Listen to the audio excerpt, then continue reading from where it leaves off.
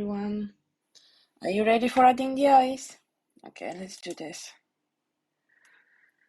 Okay, in the last one, we added a little bit more details to the head, like the eye sockets and the mouth cavity.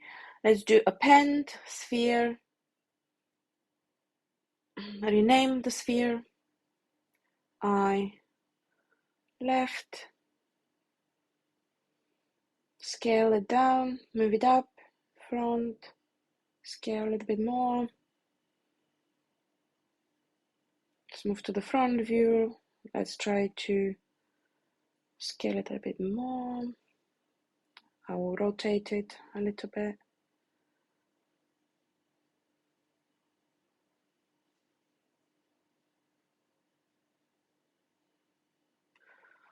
I am trying to Z-remesh it. I shouldn't have done that, but I was just testing what's going to happen if I Z-remesh it.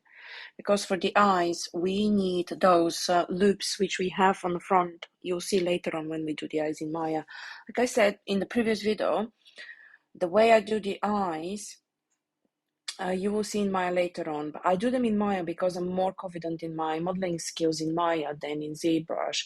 In ZBrush, to do what I was supposed to do in Maya with the eyes, I would need to use the Z modeler tool, which I'm not so confident using yet.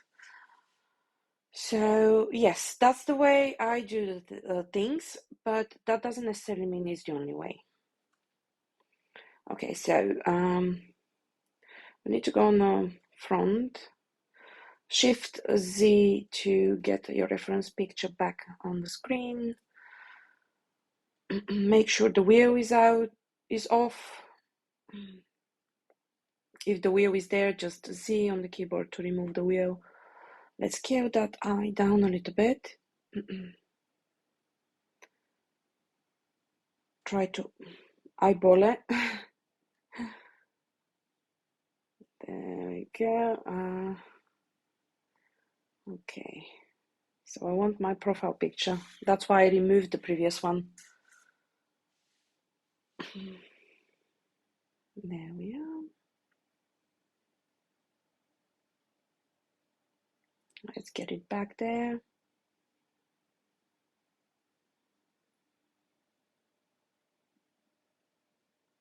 Zoom in a little bit more. We'll need to tilt it a bit as well, because if you remember, this picture is taken on an angle. There we are. Just tilt it a bit more, just move in the 3D space a little bit more, so we can just get it right. It doesn't look too bad. I mean, the proportions, look at the proportions. That's so good. I'm so happy with that. Okay. So we need to move the eye a little bit. Sometimes it is confusing until you get the right position, and to think, which way am I pushing in now? Which way am I moving it to? Especially in the beginning, for me, it was very difficult. That's why I'm not using the terms as you need to move it on the x-axis or on the y-axis. I just use my intuition, if you may call it that, because what's x-axis for me, for you, might not be the x-axis.